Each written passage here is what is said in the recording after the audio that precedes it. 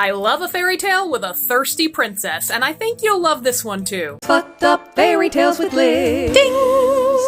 The Russian fairy tale Ivan and the Chestnut Horse is a goddamn delight. It is a variant of the Princess on the Glass Mountain fairy tale, of which there are over 60 variants in Russia alone. My version is inspired by Edmund Dulac's version, which was requested by butt sandwiches. Let's get into it. In a faraway land, a land so hidden they would pay their citizens to keep the name a secret, there lived an old man who had 3 sons. He was a good dad. He gave his sons a great education and taught them to be pious. Is there a mother in this tale? Nah, fuck her. And when the old man was on his deathbed, he told his sons, "Do not forget, my good boys, to come and read prayers over my grave." And his sons assured their dad they wouldn't forget. The man's 2 older sons were a similar pair. Big, handsome, brawny fellows, though not so brawny they didn't cry at their father's death. The youngest boy, Ivan, was very slight and very diminutive, but his eyes contained the size and strength of his spirit, and while they filled with tears at his father's death, he did not let them fall. Don't cry out loud, just keep it inside. Learn how to hide your feelings. On the day the boys buried their father, Ivan read prayers over his grave as promised, and on his way home, he was present for a proclamation made by the king's messenger. All right, listen up, plebes. The king's daughter, Helena the Fair, has built herself a shrine, 12 beams and 12 pillars high. She's gonna chill on top of that tower until she finds her bridegroom, which could be one of you. There's only one qualification. If a man is able to leap the height of the towers on horseback, and in passing her throne, can kiss the lips of the princess as he crests the leap, that guy will win her hand and rights to the throne.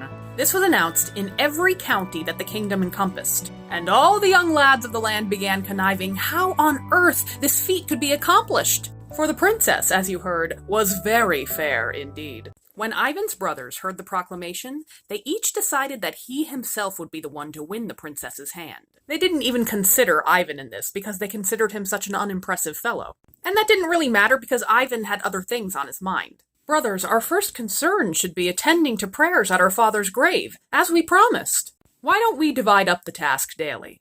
Sure, that sounds great.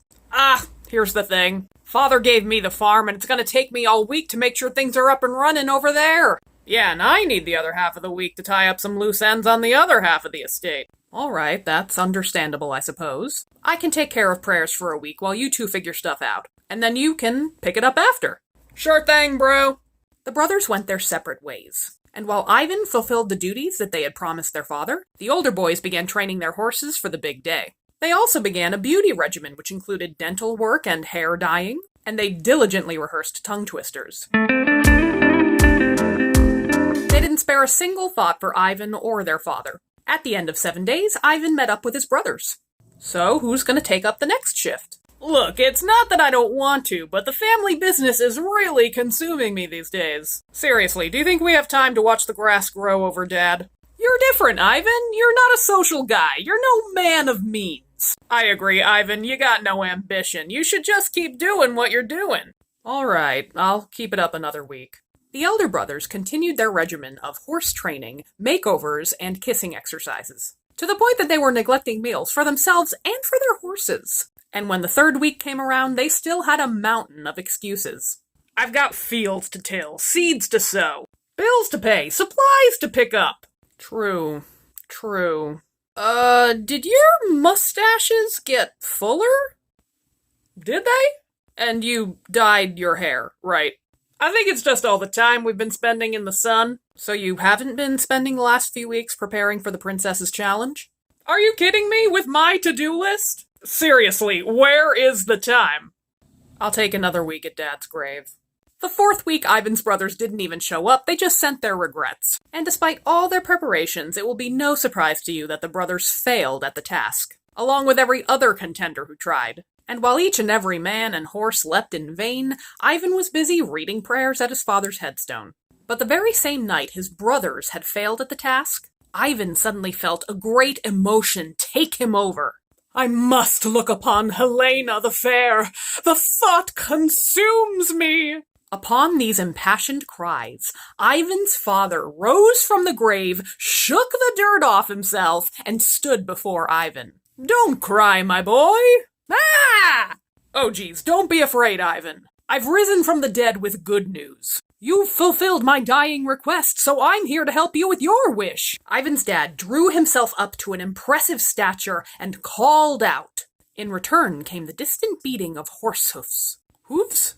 His dad called a second time, and the hoofbeats became louder, in tandem with a terrible neigh. The third time his father sounded the call, a gorgeous chestnut horse came over the hill. It circled round them thrice, then stopped before them. Fire shot from its eyes, ears, and nostrils, and then it spoke to them. And what do you command of me, dead man? All right, Ivan, here's what you're going to do. You're going to walk through the horse's ears, in the right one and out the left. That's how you gain command over the beast. Walk through the giant horse's fiery ears? Got it. When Ivan emerged from the horse's left ear, there was a change about him. He was suddenly a grand figure, and the fire of ambition rose in his heart. Mount the horse, my boy, and go and get your girl. With that proclamation, Ivan's father vanished, and Ivan was astride the chestnut horse, speeding like a bullet to Helena the Fair. At Helena's shrine, Ivan's brothers were bummed the fuck out and packing up to leave. But the cries of the crowd drew their attention, and they fixed their eyes upon the approaching horseman on the magnificent steed. The rider was captivating the crowd and the princess. Oh my god! Ivan's horse leapt once, and it was impressive, but they couldn't reach the princess's lips. But everyone got 3 chances. The horse came around again and leapt higher, but still air passed between the rider's lips and the princess. The whole field stood rapt as the horse and its rider circled around for a 3rd time. The chestnut horse leapt higher than ever, and time seemed to stop as Ivan's lips met Helena the Fair's in a long, tender kiss. I'm just gonna chill out midair here while you two are sucking face. No rush. When they alighted on the ground, the horse and the rider sped away as fast as a speeding bullet, leaving the princess very hot and bothered. Hot damn, that is him. That is the man. As for Ivan, he returned to his father's grave and dismounted. The horse, having completed its errand, galloped off, and as it did, a fucking rainbow came down to meet it, enveloping the horse into its beams. What a goddamn exit. Then Dead Dad reappeared. That was some real fine tonsil hockey, my boy. My wish for you is near complete. Tomorrow, Helena the Fair will summon the entire kingdom in hopes that her love will show himself. Go, as you are, but say nothing. The next day there was a huge gathering at the palace. The entire kingdom had been summoned, so that Helena the Fair could identify her lover of the fiery steed. And fierier lips. My heart, my soul, and my body are his. And more than half my kingdom. Where is the man? Now, unlike a lot of evil stepsisters we know, the men of the village were smart enough not to pretend they were the man, mostly because they feared they'd have to repeat the miraculous leap and humbling kissing skills. Ivan knew the truth, but he followed his father's advice and he said nothing. If she can't love me at my this, then she doesn't deserve me at my that. The princess rose from her seat and swept her eyes over the people. Her gaze passed over Ivan's older brothers. Hey there! Oh, please. And as her eyes passed over Ivan, she knew. She knew! As everyone watched, she approached Ivan and took his hand. She led him up, past the throne, and up to the top of the tower, where they made out again for everyone to enjoy. And they did. The end. I fucking love that story. Thank you for requesting it.